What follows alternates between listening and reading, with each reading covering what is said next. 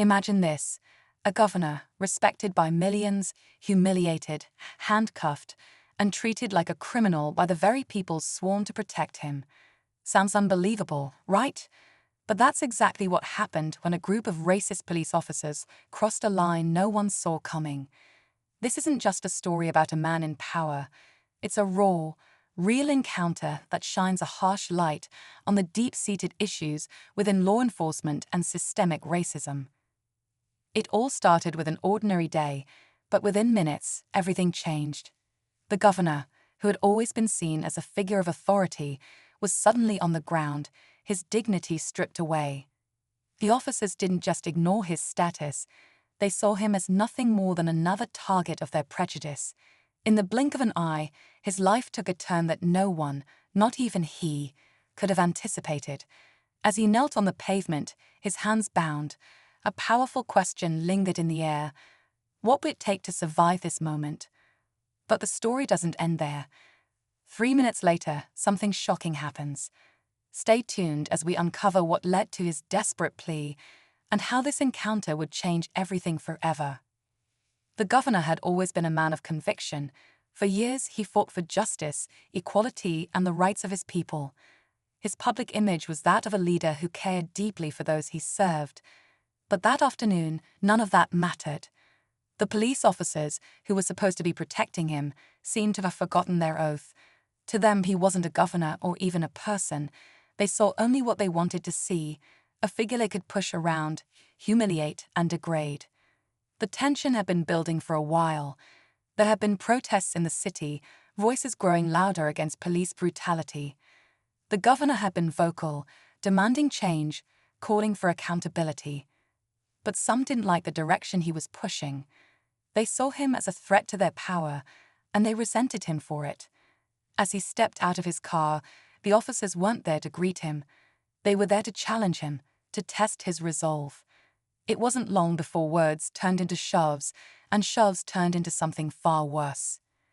In those moments, as the governor felt the cold metal of the handcuffs tighten around his wrists, he realized just how quickly things had spiraled out of control. This was no longer about power or politics. This was about survival. And as the officers mocked him, something in his eyes began to change. Would he fight back, or would he bend to their will? The crowd that had gathered around the scene was growing larger by the minute. People watched, some in shock, others in disbelief, as the governor, a man they'd trusted to lead them, was reduced to a powerless figure on his knees. They couldn't understand what was happening, but the unease was palpable. The police officers, once calm, were now egging each other on, fueling the situation with their mockery and arrogance. They weren't just punishing the governor for his political stance, they were trying to strip him of everything he had fought for, and in that moment, it seemed as if they were succeeding. But there were others watching too.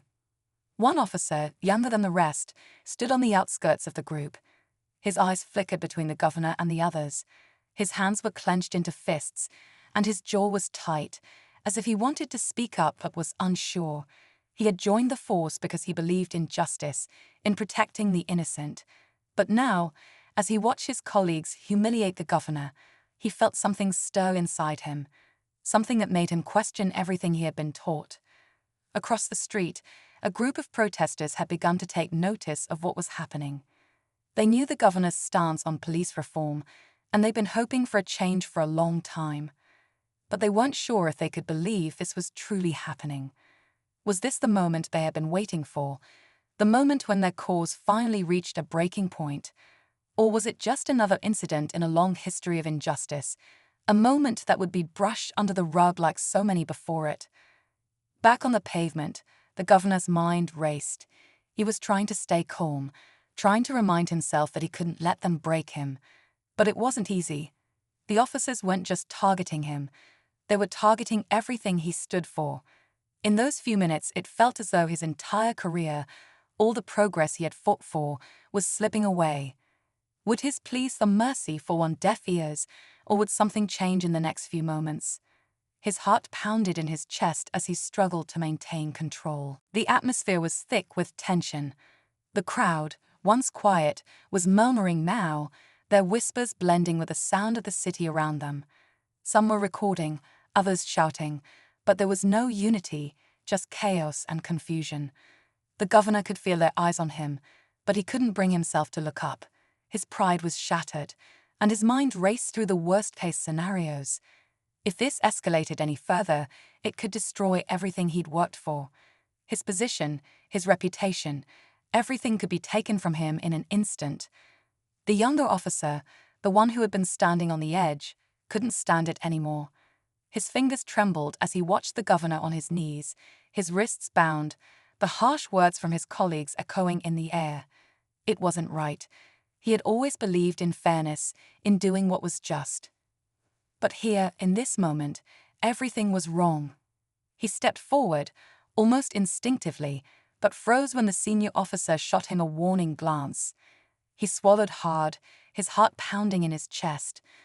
Was he prepared to risk everything for a man he barely knew? For the cause he had long admired, but never fully understood until now. Meanwhile, the protesters across the street were growing bolder, their voices rising, anger mixing with fear. They were no longer just witnessing an injustice, they were living it. Their frustrations boiled over, and the chant began, louder, stronger, more insistent. Enough is enough.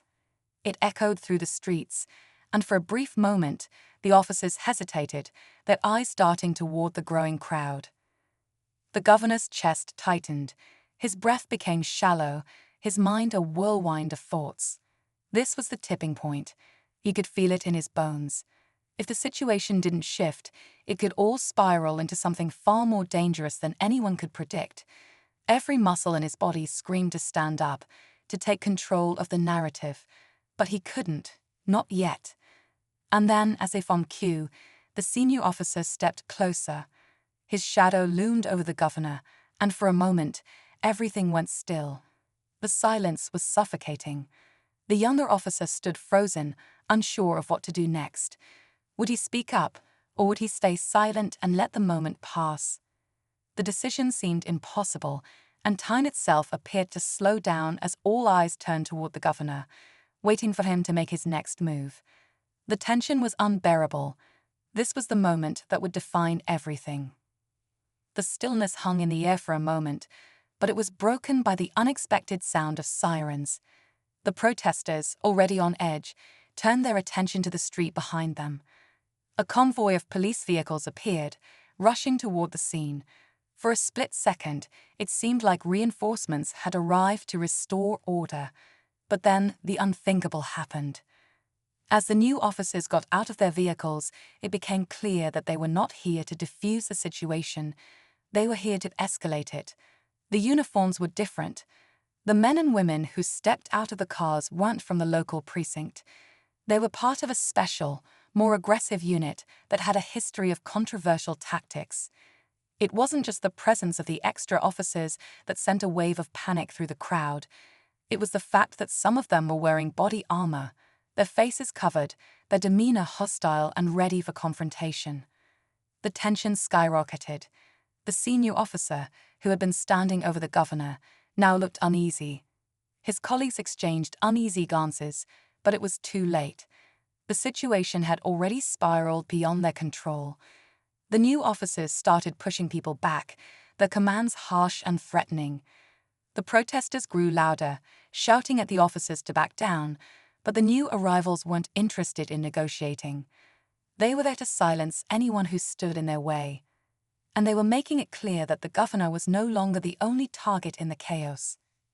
The governor, still on his knees, felt a cold knot form in his stomach.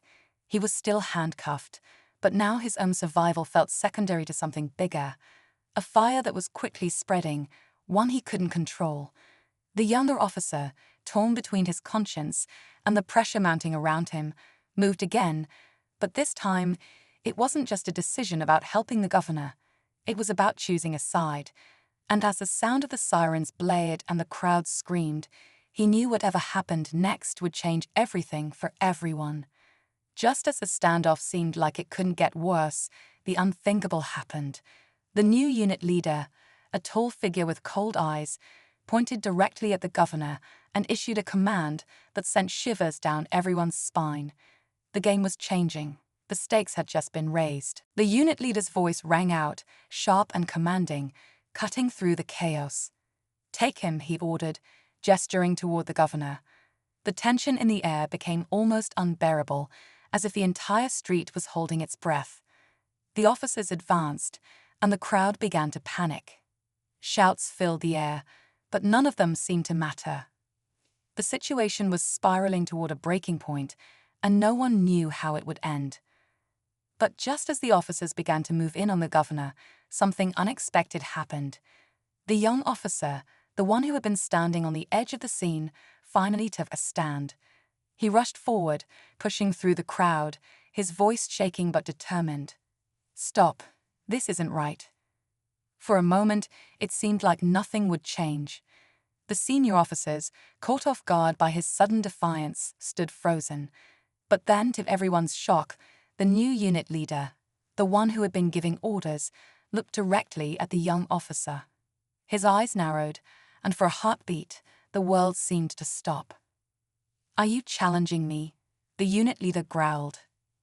The young officer didn't flinch. "I'm challenging all of you," he said, his voice gaining strength. "This isn't justice. This is cruelty. This is wrong."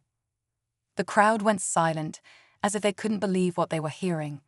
The senior officers exchanged uneasy looks, and for a moment, it seemed like the young officer's words had broken through. But then, as quickly as it had started, the unit leader took a step back, his expression unreadable. He turned to his team, nodding once, and they reluctantly lowered their weapons.